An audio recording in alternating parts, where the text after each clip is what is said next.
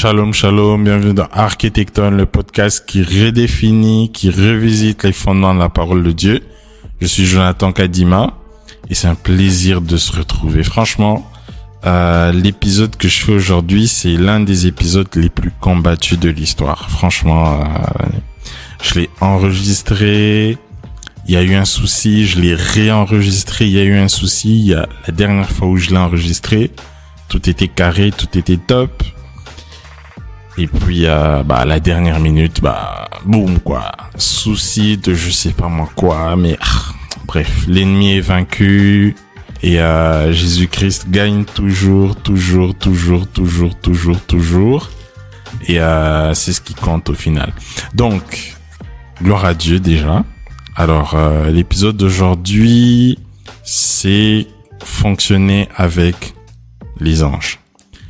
Alors, je sais que quand on parle d'esprit, quand on parle d'ange, ça fait peur aux chrétiens. Alors que c'est pas censé être le cas, c'est des choses normales.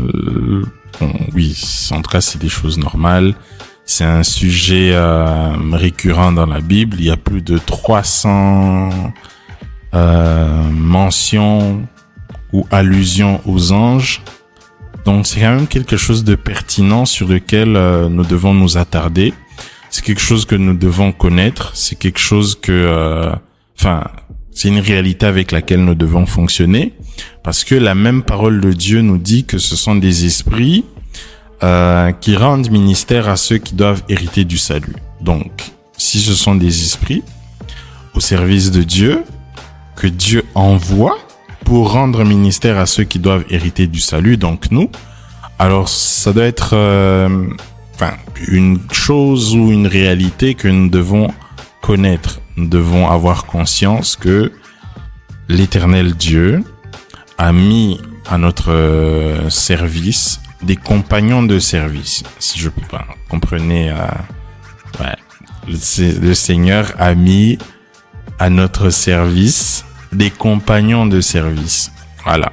C'est vraiment des esprits qui sont envoyés pour nous aider, pour nous accompagner dans l'accomplissement de notre destinée, dans l'accomplissement de notre mission. Et l'une des choses sur lesquelles j'insiste depuis le début, c'est vraiment de connaître ou chercher à connaître quel est son appel, parce que à partir de ça, nous savons que nous avons des compagnons qui doivent nous aider, qui doivent nous accompagner.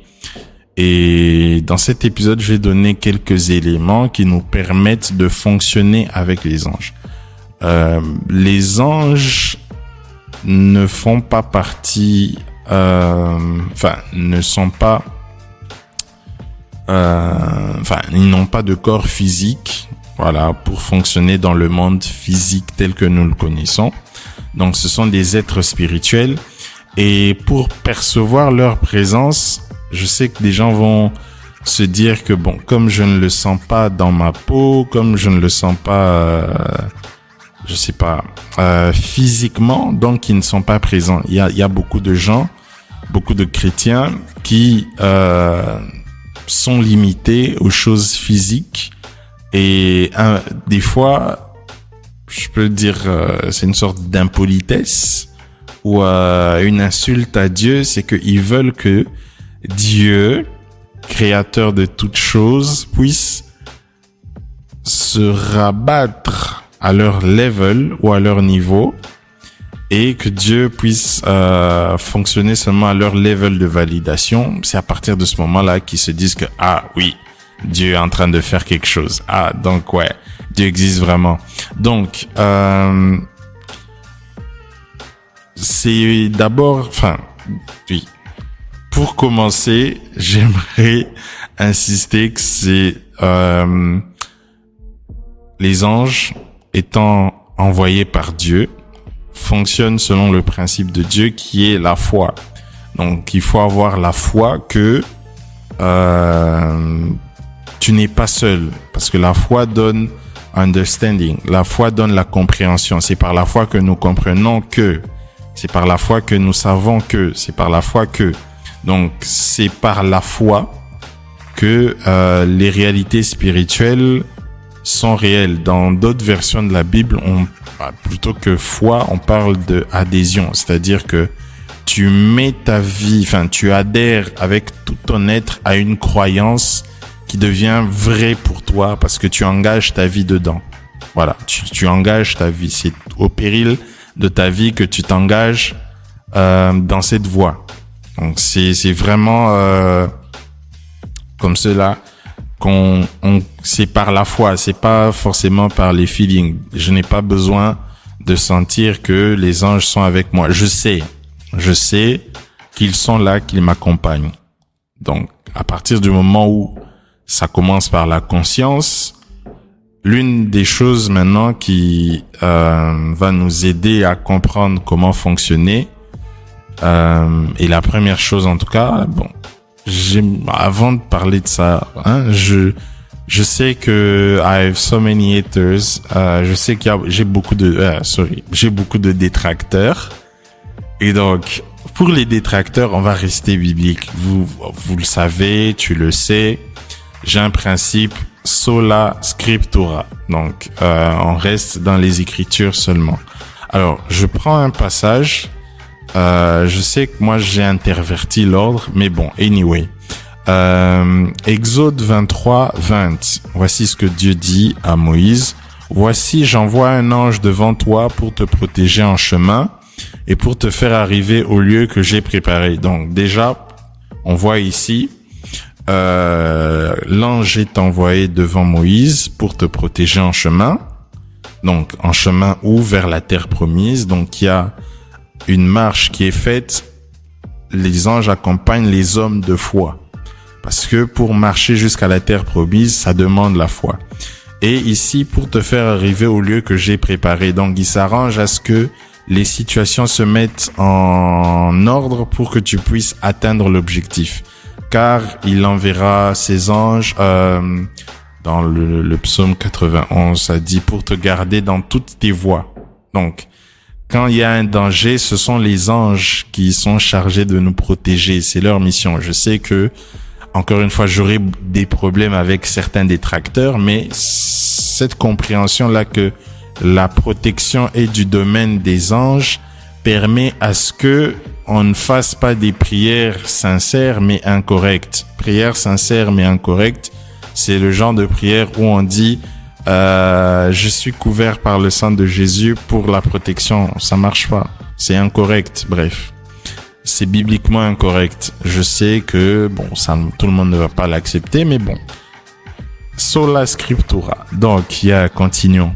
Alors, comme je l'ai dit, Exode 23, 20. Mais avant ça, il y a quelque chose qui va attirer mon attention. Et vraiment sur lequel, on va commencer. On va décoller. Alors, Exode 17, 9. Et Moïse dit à Josué, choisis-nous des hommes et sors, combat contre Amalek. Demain, je me tiendrai sur le sommet de la colline, la verge de Dieu dans ma main. Donc, on commence. On a Moïse, Josué, Amalek, l'ennemi. On dit demain, il se tiendra au sommet de la colline, la verge de Dieu en main. La verge de Dieu en main. Et il arriva que, on a sauté un tout petit peu, et il arrivait que lorsque Moïse élevait sa main plutôt, qu'Israël avait le dessus. Et quand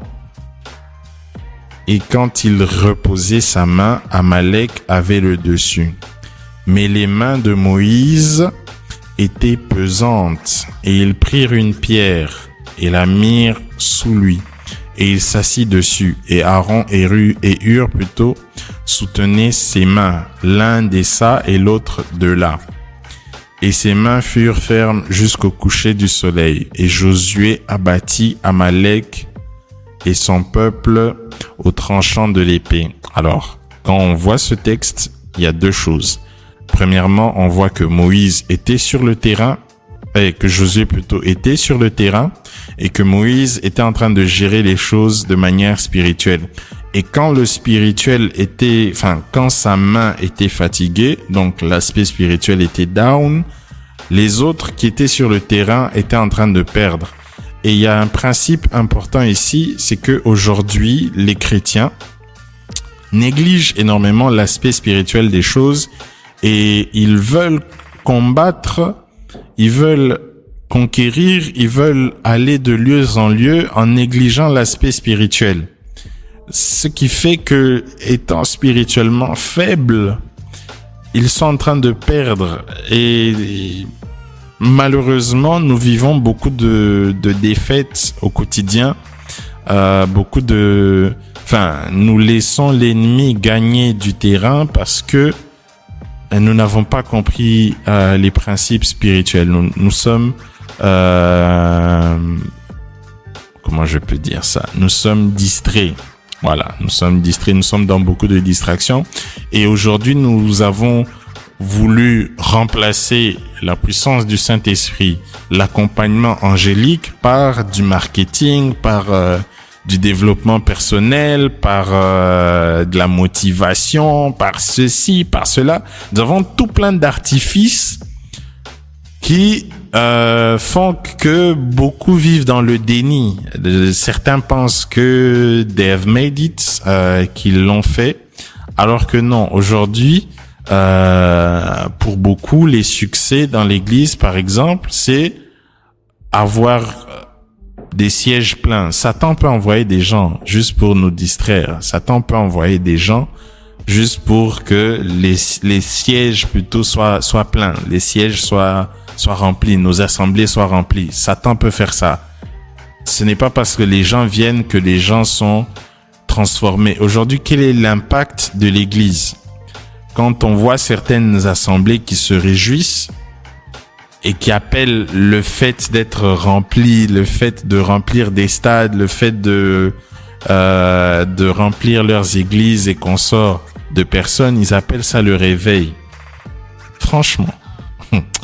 Ah là là là là. Dernièrement, j'ai vu 2 personnes de mon pays pour qui j'ai énormément de respect.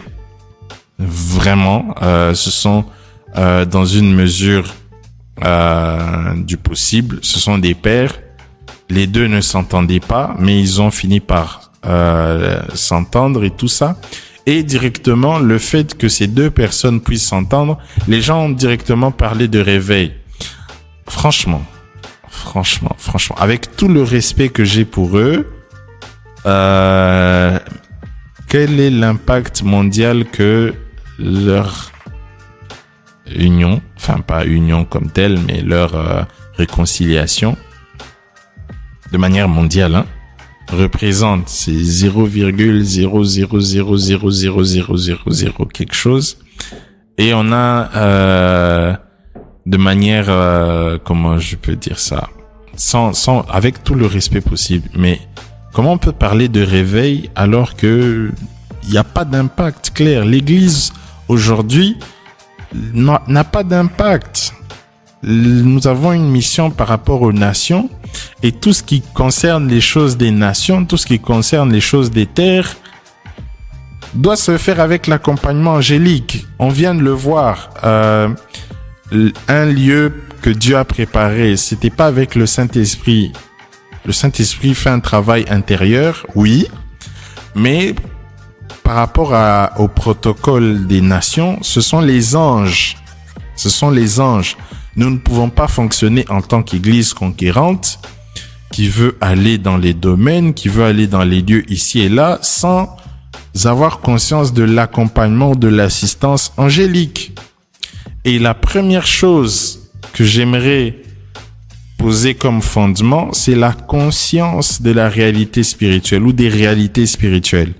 On vient de le voir ici, lorsque Moïse avait les mains pesantes, Israël perdait. Aujourd'hui, combien de chrétiens sont conscients des réalités spirituelles? Et le pire, c'est que la grande majorité font l'apologie du diable. Ils savent comment ils vont te sortir 1001 explications sur comment les démons fonctionnent, comment les démons font ceci, comment les démons font cela. mais ils ne savent pas parler du Seigneur, ils savent pas parler de ces opérations. Pourquoi? Parce que c'est d'une manière ou d'une autre des adorateurs du diable. Ils font l'apologie de Satan. C'est terrible, mais c'est vrai. Bref, conscience des réalités spirituelles en Christ. S'il vous plaît, en Christ, nous avons des choses aussi en Christ. Je ne comprends pas que des gens puissent s'attarder, se réjouir, se faire plaisir à comprendre comment les démons, comment le royaume de Satan fonctionne. Mais quand des individus comme moi, nous faisons ce genre de travail pour vous expliquer comment les choses fonctionnent aussi chez Dieu, ça pose problème. C'est pas normal. C'est pas du tout normal. Mais pas du tout. Et on comprend que ce sont des agents de Satan. Bref. Comme on l'a dit, la conscience. Alors, il y a une chose encore rapidement sur laquelle j'aimerais insister, voilà, avant de continuer, parce que nous sommes en train de voir ici que le combat des nations, la conquête des nations fonctionne avec les anges. Alors, on voit le même ange dont on a parlé dans Exode 23, c'est le même ange qu'on voit que Josué rencontre avant d'entrer dans Canaan. C'est le même ange que Josué voit avant d'entrer dans Canaan.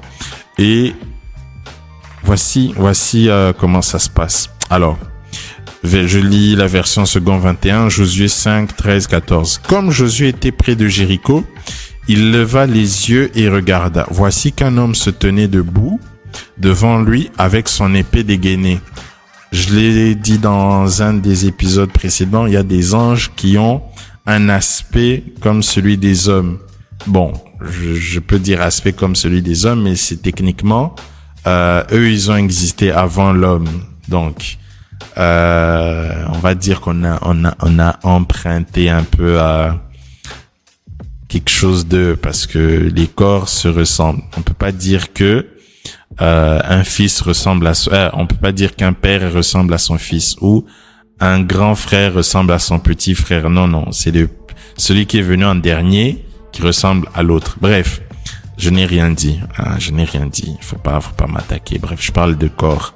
Voici qu'un homme se tenait devant lui, son épée dégainée dans la main. Chaque fois que vous verrez un ange avec une épée dégainée dans la main, c'est une manifestation du jugement de Dieu. C'est une manifestation du jugement de Dieu. Yes. Josué alla vers lui et lui dit, « Es-tu pour nous ou pour nos ennemis ?» Il répondit, « Non, je suis le chef de l'armée de l'Éternel. J'arrive maintenant. » Ça, c'est un point très important parce qu'on se rend compte que on parle du jugement et on comprend ce texte rapidement dans Josué 6. On dit, Jéricho était fermé et avait barré ses portes devant les fils d'Israël. Personne ne sortait et personne n'entrait. Maintenant, la partie qui m'intéresse. Et l'Éternel dit à Josué, « Vois, j'ai livré entre tes mains Jéricho et son roi. » Attendez.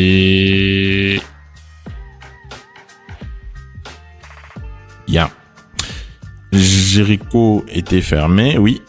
Et l'Éternel dit à Josué, « Regarde, je livre entre tes mains Jéricho et son roi, ainsi que ses vaillants soldats. Faites le tour de la ville, vous tous les hommes de guerre, faites une fois le tour de la ville. Tu agiras ainsi pendant 7 jours. 7 prêtres porteront 7 trompettes retentissantes devant l'arche. Le 7e jour, vous ferez 7 fois le tour de la ville et les prêtres sonneront de la trompette. Quand ils sonneront de la corne retentissante, quand vous entendrez le son de la trompette, alors tout le peuple poussera de grands cris. Alors la muraille de la ville s'écroulera et le peuple montera à l'attaque. » Donc, première manière de fonctionner avec les anges, appliquer les instructions du Saint-Esprit. Appliquer les instructions du Saint-Esprit. appliquer les instructions du Saint-Esprit. Ici, on voit que Dieu a demandé à Josué de faire le tour de la ville, porter les trompettes retentissantes, et puis on dit le 7e jour vous allez sonner. Quand ils sonneront, vous entendrez le son de la trompette. Alors tout le peuple lancera de grands cris. Combien aujourd'hui sont disposés ou disponibles pour obéir au Saint-Esprit? Ici, on parle de Josué, c'est pas n'importe qui, hein. C'est un chef de guerre, s'il vous plaît. C'est un chef de guerre. Et Dieu lui dit, pour ce combat-ci, tu ne vas pas y aller avec les stratégies militaires que tu connais. Non. Ici, tu vas faire ce que moi je te demande. Tu vas marcher autour de la ville, vous allez danser, vous allez lancer, vous allez faire ceci, vous allez faire cela. Et moi, je vais me charger du reste. On a vu, il y avait l'ange juste avant, et c'est l'ange qui va faire ce travail-là parce que la muraille a été comme écrasée. C'est comme si on piétine un château de sable.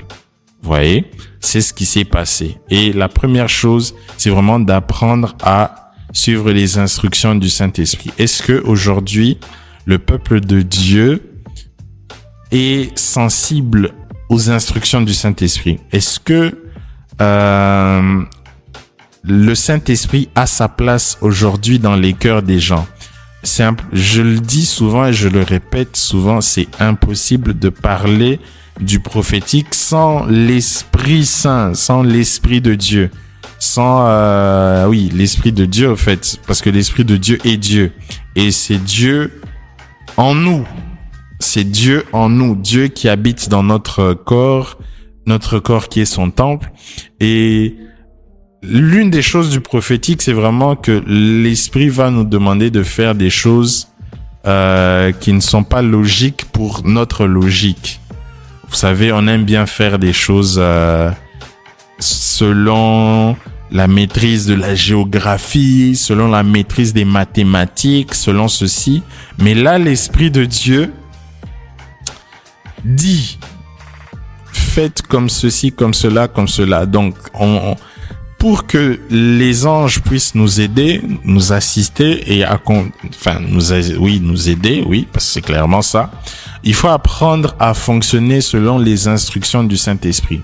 Il faut apprendre à faire ce que le Saint-Esprit nous demande. Et ce que le Saint-Esprit nous demande, ce n'est pas logique. Les choses spirituelles ne sont pas à comprendre avec la logique charnelle ou la logique. Voilà, Dieu prend souvent des choses qui n'ont aucun sens, des choses folles pour confondre la sagesse des sages. Voilà, donc c'est les choses folles. Des fois, le Saint-Esprit va te dire danse à minuit, seul dans ton salon. On va te dire de danser, mais dans la danse, en parlant, c'est un mouvement du corps qui, c'est un mouvement d'adoration, un mouvement de guerre, parce que dans toutes les cérémonies spirituelles, vous allez voir, il y a des gens qui sont là pour danser. C'est pas pour rien que la louange qui bâtit le trône de Dieu dans un endroit, bâtit le règne de Dieu, est toujours accompagnée de la danse, par exemple. C'est des choses comme ça sur lesquelles le Saint-Esprit va te dire, par exemple, aujourd'hui, je raconte une histoire. Nous sommes en 2022, voilà, 2022. Je me rappelle qu'il y a eu une histoire dans l'endroit où je travaillais et clairement, c'était une oppression spirituelle. Clairement, c'était clair comme de l'eau de roche. Et je me rappelle que j'ai fait un rêve, voilà, j'ai rêvé de ces mains, voilà.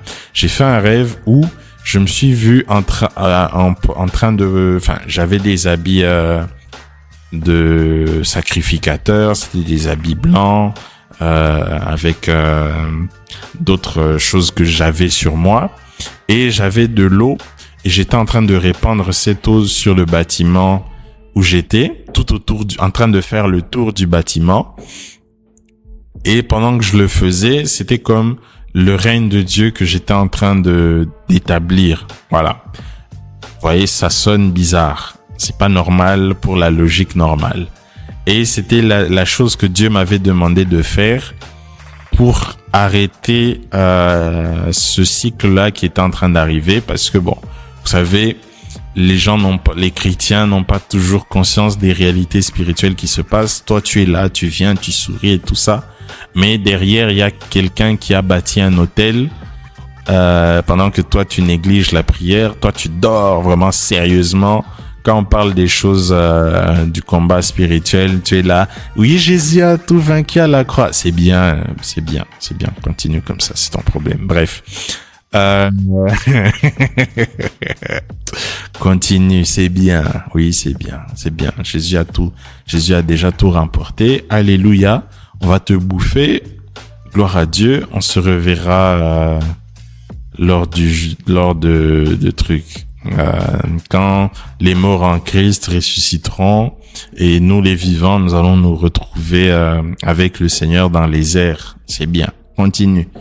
C'est un problème. Donc, il se fait que voilà, le Seigneur me donne une solution, me donne une instruction. Ça n'a pas l'air logique, je sais. Mais le matin, je me suis réveillé, j'ai pris de l'eau.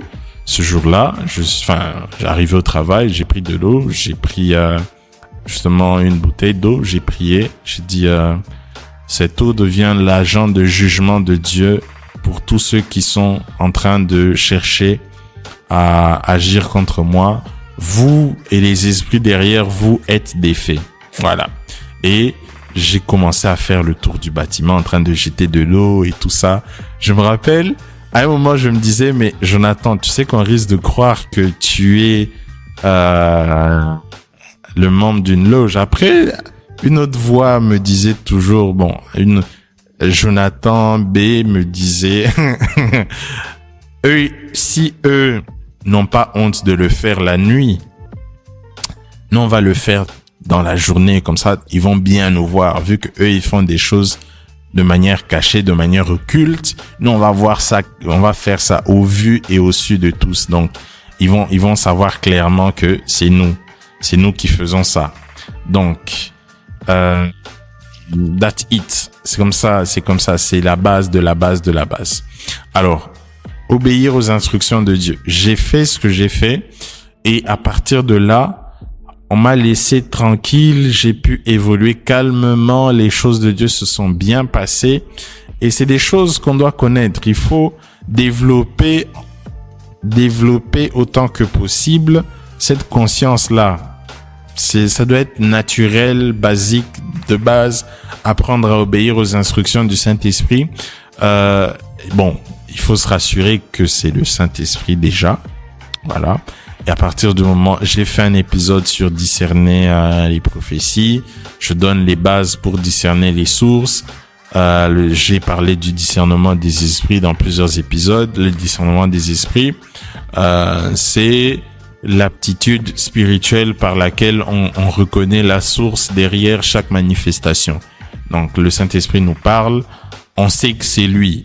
Et quand on sait que c'est le Saint-Esprit, on s'exécute. On ne cherche pas d'abord à savoir par quel miracle A plus B. Non. Non, on s'exécute d'abord. Sinon, on risque de passer à côté de ce que Dieu veut faire pour nous. Donc, comme on l'a vu, premièrement, obéir aux instructions du Saint-Esprit. Deuxièmement, apprendre à partager la parole de Dieu. Quand je parle de la parole de Dieu, c'est différent de la Bible. La parole de Dieu est différente de la Bible. La parole de Dieu, c'est différent de la Bible. La parole de Dieu, c'est le Seigneur. Au commencement, la parole était avec Dieu. La parole était Dieu. Donc, la parole, c'est Christ en nous qui se manifeste par notre bouche. Tout a été fait par lui, tout a été fait pour lui, tout est fait en lui, tout est maintenu en lui. Donc, Christ est un esprit qui se libère par la parole. Écoutez ce que Psaume 103 dit. Bénissez l'Éternel, vous ses anges, puissants en force, qui exécutez sa parole. écoutant plutôt la voix de sa parole. Et dans les deux mots qui signifient parole, c'est dabar, ça signifie parler, c'est pas la parole logos. Non, c'est dabar, donc ce que Dieu dit. Et ici, ça relève encore un autre aspect du prophétique où nous apprenons à répéter ou à nous accorder avec ce que Dieu dit. Si Dieu dit A, il faut répéter ou il faut décréter la parole de Dieu. J'insiste encore, c'est vraiment de la base du prophétique. Chaque parole prophétique est soutenue par une assistance angélique. Ce n'est pas pour rien que tout au long de la Bible, on voit souvent les prophètes fonctionner avec des anges ou être accompagnés d'anges ou avoir des interactions avec des anges. C'est la base de la base de la base. Chaque parole de Dieu est accompagnée par des agents exécutants de cette parole. Les anges sont les agents exécutants de la parole de Dieu. Et la parole de Dieu est libérée par toi. Sur la terre, il faut que tu parles. Il faut que tu ouvres la bouche. Et le moment où il faut ouvrir la bouche, c'est le moment où beaucoup n'ont pas de conviction, beaucoup n'ont pas de foi. Et ils n'arrivent pas à répéter ce que Dieu dit. Parce que ils veulent d'abord comprendre. Ils veulent d'abord que Dieu leur donne des explications. Donc, beaucoup usurpent la place de Dieu parce qu'ils sont devenus leur Dieu. Donc, il faut que Dieu lui explique, il faut que lui comprenne, il faut que, voilà quoi, Dieu lui fasse un PowerPoint, voilà, on va faire comme ça, quand je te dis ça, ça signifie ceci, quand il faut faire ça, ça signifie comme ceci, comme cela. Et ça pose beaucoup de problèmes, ça pose énormément de problèmes parce que il y a pas de foi. Or, la foi de currency, c'est la monnaie ou c'est le canal par lequel les choses fonctionnent en esprit. Tu peux pas fonctionner avec Dieu sans la foi. Or, sans la foi, il est impossible de lui plaire, de lui être agréable. Donc, partout où Dieu trouve la foi, il trouve un allié, il trouve un ami, il trouve quelqu'un en qui il peut donner des instructions. C'est pas pour rien que Abraham, appelé le père de la foi, Dieu, lorsqu'il veut faire quelque chose, il dit, cacherai-je à mon ami Abraham? Franchement. Est-ce que je vais lui cacher ça? Donc, il est important d'apprendre à prophétiser, libérer la parole que Dieu t'a dite, que Dieu t'a donnée, que Dieu dépose dans ton cœur. Libère cette parole. Et en t'accordant avec le langage de Dieu, en t'accordant avec Dieu, les anges sont déployés et peuvent agir à ton avantage, premièrement, mais aussi à l'avantage du royaume de Dieu que tu représentes. Parce que, t'es pas seul. Tu es un représentant du royaume. Et en tant que représentant, tu as tout un cabinet, tu as tout plein de services qui t'accompagnent et qui te permettent d'être effectif dans ton travail, dans ce que tu as à faire. Donc, il faut avoir cette conscience-là, que tu n'es pas seul, et cette conscience où tu déclares la parole de Dieu. Tu déclares la parole de Dieu. Pendant trop longtemps, nous avons plutôt négligé le prophétique, la grâce prophétique qui est à notre disposition. Mais c'est quelque chose que Dieu veut que nous puissions remettre à l'ordre du jour. C'est quelque chose que Dieu veut que nous puissions, comment je peux dire ça, remettre comme priorité.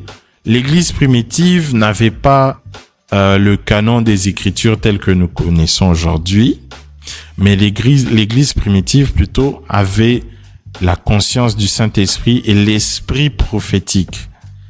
C'est pas pour rien que la première chose que l'apôtre Pierre cite, c'est Joël 2:28.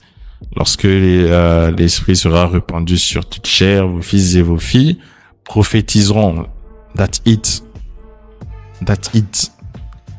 Donc, les anges sont là. Il y a des anges qui sont en chômage parce que tu as peur de dire ce que Dieu dit. Et les gens fonctionnent très souvent selon la logique où ils subissent et ils adaptent leurs paroles à la situation qu'ils sont en train de subir. Je m'explique. Une personne est malade, une personne ne voit pas, n'arrive pas à voir son lendemain, et ça sera ça le discours que cette personne va donner. Et donc, au fur et à mesure qu'elle donne ce discours-là, ce sont les esprits derrière cette situation qui sont renforcés ou qui sont energized, qui reçoivent de la force pour continuer d'agir. Vous voyez? Alors que la foi perçoit en esprit ce que Dieu a dit, ce que Dieu a fait.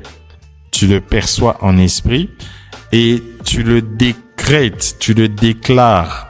Et ce qui est en esprit, parce que toi tu as parlé, tu ouvres la voie pour que les anges puissent changer les choses, puissent agir, puissent exécuter la parole de Dieu, afin que la parole de Dieu qui est établie dans le ciel puisse être établie dans les cieux. Quand on voit dans Ézéchiel 37, enfin 33 ou 37, je sais plus, mais je crois que ça doit être 37, Ézéchiel dans la vallée des ossements desséchés, enfin oui, avec les ossements desséchés plutôt, Dieu lui dit, ces os peuvent-ils revivre plutôt? Et en temps normal, on aurait dit, il faut d'abord qu'ils puissent revivre pour qu'on puisse dire qu'ils sont en train de revivre, en fait. Mais Dieu lui dit, prophétise, fils de l'homme, déclare d'abord la parole. Et c'est seulement quand il a déclaré qu'il y a eu un processus qui s'est fait. Il a d'abord déclaré et c'est quand les choses ont changé. Il est temps de commencer à déclarer, il est temps de commencer à décréter. C'est important de comprendre que tu représentes Jésus. Tu es le corps de Christ. L'esprit de Dieu, c'est l'esprit de Jésus-Christ. C'est Jésus-Christ dans une autre forme. Le Saint-Esprit, c'est Jésus-Christ dans une autre forme. C'est Jésus-Christ dans une autre forme. Oui. Il a parlé de Alios Parakletos. Je te laisse étudier ça. Fais une étude. Si c'était différent, il aurait dit hétéros. Il aurait parlé de hétéros qui donne différent. Mais là, il a parlé de Alios.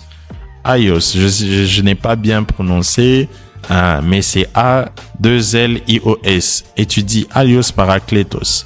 Donc, c'est Jésus-Christ, l'esprit de Christ, qui vient habiter dans ton corps. Donc, quand tu parles, quand tu vis, donc quand tu as la conscience que ce n'est plus moi en tant que Jonathan qui vit, mais c'est Jésus-Christ en communion avec mon esprit qui se sert de mon corps et qui parle, qui décrète, qui agit, qui se manifeste, qui est là. C'est plus moi, ce n'est plus Jonathan, mais c'est Jésus. C'est Christ qui vit en moi. C'est Christ qui agit. C'est Christ qui me conduit à marcher non plus selon la chair, mais selon l'esprit. Car tous ceux qui sont conduits par l'esprit sont fils de Dieu. Et pour ceux qui sont conduits par l'esprit, il n'y a plus de condamnation. Yes. Shata bravaso. Yes. Merci Jésus. Donc, il faut comprendre cela, que tout conduit à Jésus-Christ. À partir du moment où nous fonctionnons comme Jésus-Christ en laissant l'esprit nous conduire, en laissant l'esprit faire comme si c'était Jésus-Christ lui-même en action, à partir de là, les anges sont libérés, les situations changent. Nous avons en nous l'autorité de Christ, et cette autorité-là, c'est celle qui fait bouger les esprits. C'est celle qui fait bouger. C'est celle qui change les choses. Fils de l'homme prophétise. Je vois une personne abattue parce que ça fait des années qu'on t'a promis quelque chose et les choses ne marchent pas. C'est une situation administrative, ouais. Et tu es découragé, mais l'Esprit de Dieu me dit de te dire, fils de l'homme, prophétise. Fils de l'homme prophétise. Quand on voit dans Ézéchiel 37, c'était des ossements desséchés. Donc, ça veut dire que la probabilité que de manière logique les choses reviennent à la normale était de moins 0,000 moins 1,700,380, je sais pas moi combien %, moins. C'est des os déjà, desséchés. Donc, ça fait des siècles et des siècles et des années qu'ils étaient là. C'est pas comme une personne qui vient de mourir. On peut se dire, bon, oui, c'est normal, mauvais diagnostic. Et puis, non, c'est, la peau n'est plus là, les os ont déjà séché. Donc, et le pire, c'est que ce sont des os dispersés. Dinguerie. Les os sont dispersés. Mais, dans l'impossibilité là, Dieu dit, Fils de l'homme prophétise. Et la parole de Dieu nous dit que Ézéchiel prophétisa selon ce que Dieu lui avait instruit, selon ce que Dieu lui avait dit. Donc, on revient encore à notre premier secret, l'obéissance aux instructions du Saint-Esprit. Il est temps de prophétiser. Qu'est-ce que Dieu te met à cœur? Cette chose-là, pendant que je parle, il y a des choses que l'Esprit de Dieu réveille en toi afin que tu changes ton discours concernant ces choses-là. Là où tu avais ce discours défaitiste, il est temps de déclarer la victoire. La victoire ne se déclare pas après. David contre Goliath, David lui dit avant le combat, il lui dit, toi, tu es un incirconcis. Et aujourd'hui, tu vas mourir et je ferai de toi un dîner pour les bêtes. Donc, il lui a dit d'abord avant. On parle avant. Nous sommes de Christ. Nous parlons avant. Je sais que beaucoup de gens n'ont pas la foi pour parler avant parce que ils ont peur. Ils pensent que Dieu va les laisser. Dieu va les laisser tomber. Dieu peut changer. Dieu peut Non. Come on, guy. Il est temps d'avoir l'audace des gens de la foi, l'audace des gens qui ont la foi et déclarer, décréter. Il est temps de parler à cette montagne-là. Fils, montagne, qui es-tu devant Jonathan? Tu seras aplani aujourd'hui parce que Dieu est avec moi. Yes, il est temps, je parle à la foi de quelqu'un. Il est temps de ranimer cette foi plutôt. Il est temps de changer ton discours. Il est temps d'adopter un langage royal qui démontre l'autorité du Seigneur qui est avec toi. Il y a beaucoup qui m'écoutent. Leur Seigneur à eux, c'est le Seigneur qui se cache, le Seigneur tout doux, le Seigneur tout gentil là, qui attend la fin des temps plutôt. Un Seigneur qui n'est là que pour compter les péchés, et puis quoi encore, les condamnés, qu'on sort. Jamais un Seigneur qui se manifeste puissamment. Pourquoi il ne se manifeste pas puissamment?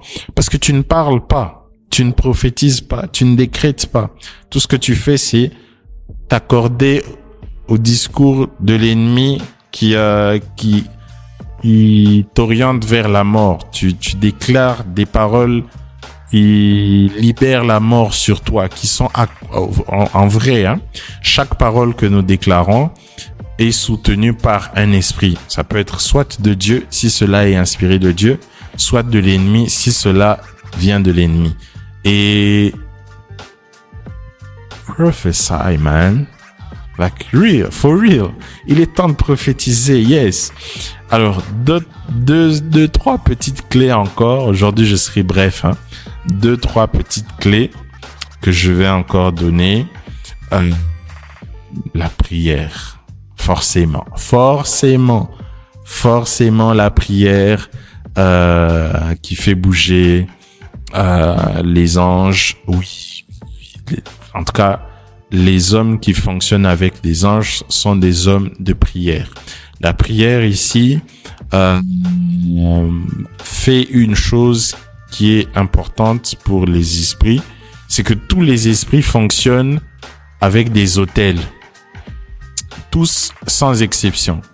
Et par rapport à l'autel que chacun de nous est censé bâtir, qui est un autel de prière, plus cet autel est alimenté, plus les anges fonctionnent avec nous. À partir du moment où nous savons fonctionner dans la prière selon les instructions du Saint-Esprit, encore une fois, il n'y a pas de prophétique sans le Saint-Esprit. Selon les orientations du Saint-Esprit, selon l'impulsion du Saint-Esprit. Il y a des fois où le Saint-Esprit te réveille à 3 heures, mais toi, la seule chose à laquelle tu penses, c'est « je dois me rendormir ». Le Saint-Esprit te réveille pour prier. Toi, tu es là, tu causes avec ton chéri, tu causes avec ta chérie, hein? Le Saint-Esprit te réveille, tu te dis « ah bon, c'est sûrement pour aller me soulager », et puis tu rentres. Voilà, tu as une insomnie, tu sais pas que c'est le Saint-Esprit qui cherche à te réveiller à cet instant-là parce que il y a un mouvement que tu dois initier dans la prière. Non.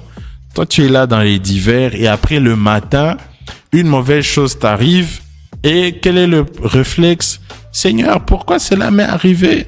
Seigneur, qu'est-ce que j'ai fait? Mais quand le Saint-Esprit t'a réveillé la nuit pour agir, toi, tu étais dans la distraction. Ce sont des choses qui arrivent, malheureusement, qui font que beaucoup de chrétiens sont faibles. Ils ne sont pas conduits par le Saint-Esprit dans la prière.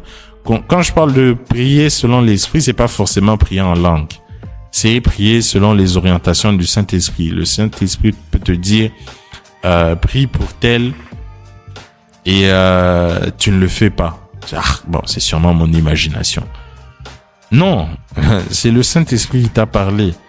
Il y a une promptitude que nous devons avoir en tant que personnes prophétiques aux instructions du Saint-Esprit. Tout tourne, en tout cas, si vous voulez fonctionner avec les anges, il n'y a pas 15 000 solutions. Les instructions du Saint-Esprit. Le Saint-Esprit te dit de prier, prie. Le Saint-Esprit te dit de danser, danse. Le Saint-Esprit te dit, fais quoi ça? Enfin, oui. J'allais parler après la prière des gestes prophétiques. Donc, c'est vraiment les choses que le Saint-Esprit nous pousse à faire. Le Saint-Esprit nous pousse à faire. Les gestes sont prophétiques quand le Saint-Esprit nous pousse à les faire. C'est pas tu te réveilles parce que tu penses que c'est ça qui doit être fait ou c'est ça qui a toujours été fait. Tu vas te dire, bon, ok, je vais mettre mon huile d'onction. Des fois, ce n'est pas ce que l'Esprit demande ou attend de toi. Des fois, il attend de toi que tu te réveilles, tu prennes du sel. Par exemple, le sel, c'est un élément. Voilà. C'est un élément qui, des fois, manifeste le jugement de Dieu. C'est un élément de purification. C'est un élément qui fait fuir. Oui, qui éloigne certaines entités. Donc oui, je sais que ça peut faire peur, mais entre nous soit dit, qui ont copié qui? Donc si d'autres personnes connaissent des réalités sur des éléments, ça veut dire que ceux-ci ont été créés par Dieu pour être des canaux par lesquels l'Esprit peut agir ou par lesquels l'Esprit peut donner une instruction aux anges. On a dit Moïse avait le bras levé, il tenait la verge. Où est le rapport entre la verge et les anges? De manière logique, où est le rapport entre la verge et les anges? Entre nous, disons-nous les termes. Où est le rapport entre la verge levée et les anges? De manière logique, il y en a pas, mais spirituellement, il y en a. Donc, il y a des choses comme ça que le Saint-Esprit fait, nous oriente, nous pousse à faire, et il faut lui faire confiance. Donc, j'ai parlé d'obéir aux instructions, j'ai parlé de prophétiser, déclarer la parole de Dieu, j'ai parlé de la prière. Là, je suis en train de parler des gestes prophétiques. Une autre manière de fonctionner avec les anges, la louange. Voilà, la louange à l'Éternel. La parole de Dieu nous dit que Dieu siège au milieu de la louange de son peuple. Ça, c'est la version Jonathan. Ouais, Dieu siège au milieu de la louange. Partout où il y a un individu qui loue Dieu, c'est comment je peux expliquer ça? C'est un sacrifice de louange qui est offert.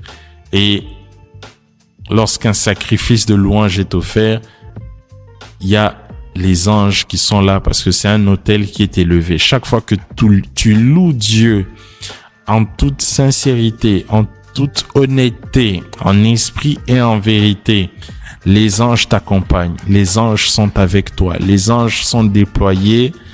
Et crois-moi, c'est nécessaire, c'est important. C'est pas pour rien que Dieu avait demandé à ce que le son de la trompette soit joué. C'est la louange qui est libérée. Dans d'autres endroits, lorsque je crois que dans 2 Chroniques 20, il y a un combat, on a demandé que les musiciens se mettent en avant. La louange brise les chaînes. La louange brise les chaînes. C'est pas pour rien que Paul et Silas, quand ils ont été enfermés, ils ne se sont pas plaints, mais ils ont commencé à louer l'Éternel. Ils ont commencé à louer l'Éternel. Yes. Ils ont loué l'Éternel et ils ont vu des manifestations et des manifestations et les choses ont bougé parce que les anges étaient déployés. Il est temps que nous ayons des chrétiens qui offrent des sacrifices de louange. Quand je parle de sacrifice de louange, on comprend que c'est un sacrifice. Et un sacrifice fait mal. Le sacrifice de louange ici, c'est surtout dans les moments difficiles, apprendre à célébrer Dieu. Il y a des situations comme ça où Dieu nous a disposés pour notre bien, mais nous faisons une chose, c'est que nous faisons l'apologie de Satan, en faisant passer Dieu pour une mauvaise personne. Chaque fois que nous nous plaignons, nous blessons le cœur de Dieu parce que il a tout créé pour un but et tout concourt au bien de ceux qui aiment Dieu et qui sont appelés selon son dessein. Donc il y a des choses par lesquelles nous traversons qui, plutôt que pleurer, plutôt que murmurer, Dieu attend que nous puissions le célébrer. Dieu attend que nous puissions louer son nom comme jamais auparavant. Parce que lorsque nous nous plaignons, nous sommes en train de faire l'apologie du diable et nous nous accordons au discours de Satan. Satan sera là. Oui, mais toi, tu pries. Où est ton Dieu? Tu es en train de prier, mais regarde ce par quoi tu passes. Or, comme on vient de le voir avec Paul et Silas, ils ont loué l'Éternel enfermés dans la prison et c'est pas juste enfermés comme ça, non, c'est dans une pièce particulière et bien bloqués là qu'ils étaient enfermés, c'est pas rien du tout. Non. C'était dans une situation très difficile et ils ont offert un sacrifice de louange. Il est temps d'offrir des sacrifices de louange car la puissance de Dieu y est déployée. Puissance de Dieu qui est exécutée par des anges.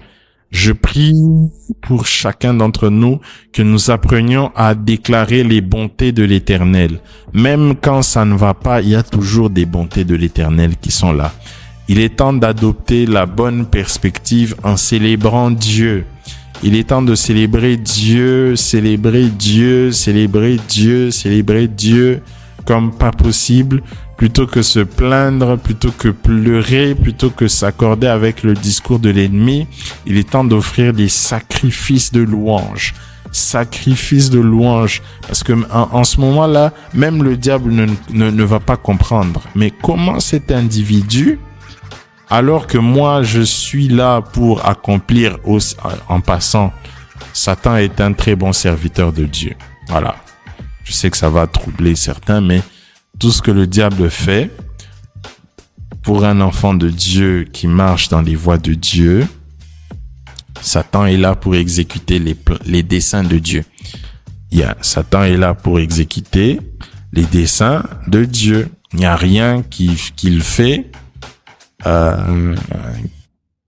pour tous ceux qui sont en Jésus-Christ. Il n'y a rien que le diable fait qui ait à succès. Non, jamais. Pourquoi? Parce que Dieu est au contrôle de tout Et comme on l'a dit, toute chose concourt au bien. Regardez Joseph, Satan qui entre dans la pensée de ses frères et ils se disent, on va le vendre. Mais plus tard, il leur dit, le mal que vous m'aviez fait, l'Éternel l'a changé en bien. Chatablava. Ah, merci Seigneur. Le mal que ces personnes-là t'ont fait, le mal que ce patron-là te fait, il ne sait pas qu'il est en train de travailler. Enfin, il est en train de, quoi qu'étant agent du diable, il est en train de travailler pour ton bien. Le mal qu'il est en train de te faire, le mal qu'il a prévu de te faire, ces choses-là qu'il a prévu de te faire, l'Éternel le change en bien. Je sais que ça peut décourager certains, mais tout ce que Dieu n'élimine pas, si Dieu permet, c'est que Dieu est au contrôle de ça. Si Dieu permet, quand je parle que Dieu permet, c'est-à-dire que Dieu t'a... Tout ce que Dieu ne permet pas, il va te montrer afin que tu puisses, dans la prière, échapper à ça. Mais si malgré la prière, Dieu permet ça, c'est qu'il y a un but derrière. C'est sa gloire, c'est se glorifier. Donc, ne sois pas découragé. Je sais que ça fait mal. Ça fait mal, mais dans la douleur, il y a des leçons que nous apprenons dans la douleur qui nous transforment. La douleur vient souvent sortir ou ressortir le meilleur de nous. La douleur vient souvent sortir ou ressortir le meilleur de nous. Donc, c'est vraiment nécessaire que nous puissions changer. Sacrifice de louange. Sacrifice de louange. Il est temps d'élever le nom de Jésus, de le célébrer like never before. Like never before. En tout cas, ma prière est que, avec ces éléments, ce sont des éléments qui peuvent paraître basiques, enfin, qui peuvent être à négliger, mais c'est tout ça, au fait. Les choses de Dieu, des fois, sont des choses simples. Je sais que beaucoup de gens attendent à ce que je donne des codes et des ceci, mais c'est la base de la base de la base. Ce sont ces choses ici qui bâtissent la vie de toutes ces personnes que nous voyons opérer avec des anges, de toutes ces personnes qui vivent une assistance, une manifestation angélique. Ce sont des personnes qui sont, ce sont des adorateurs du Seigneur Jésus-Christ. Ce sont des personnes qui obéissent à ses instructions. Ce sont des personnes qui sont des hommes de prière. Ce sont des personnes qui obéissent à Dieu. Ils ont une promptitude. Elles ont, en tant que personnes, une promptitude à agir selon l'esprit.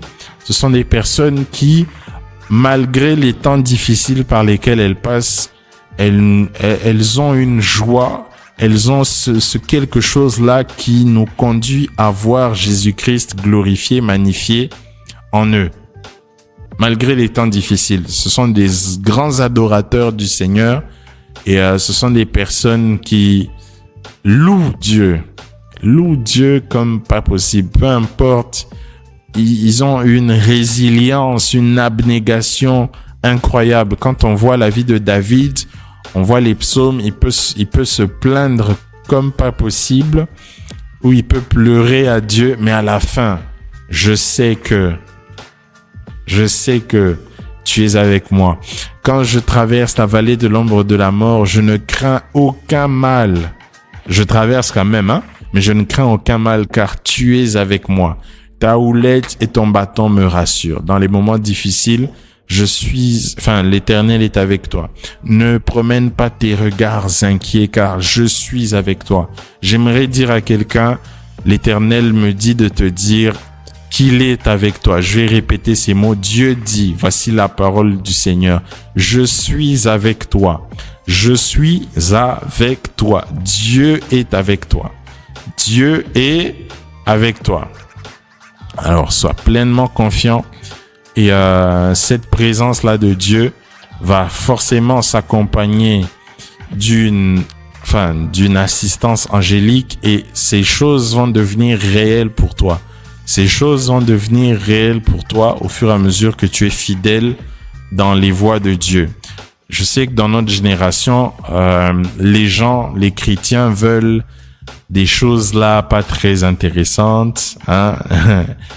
Ils auraient aimé quand c'est des choses bizarres dans le mauvais sens surtout. Là, les gens seront prêts à le faire. Si on disait par exemple, il faut dormir nu, là beaucoup de gens vont faire. Ça, par exemple, c'est le genre de choses que l'Esprit de Dieu ne te donnera pas, ne te dira pas. C'est pas normal. Ou il faut, je sais pas moi, aller. Non, je vais pas donner cet exemple-là. Non, bref. Toujours faire confiance au Saint-Esprit. Bref, il y a des choses aujourd'hui que les jeunes font, mes jeunes frères et sœurs font parce que leur cœur est mauvais. Leur cœur est mauvais. Et c'est vraiment important quand on aborde ce genre de sujet comme celui des anges, de voir quelles sont les motivations de son cœur. Est-ce que je suis un adorateur du Seigneur? Est-ce que le Seigneur est maître de ma vie?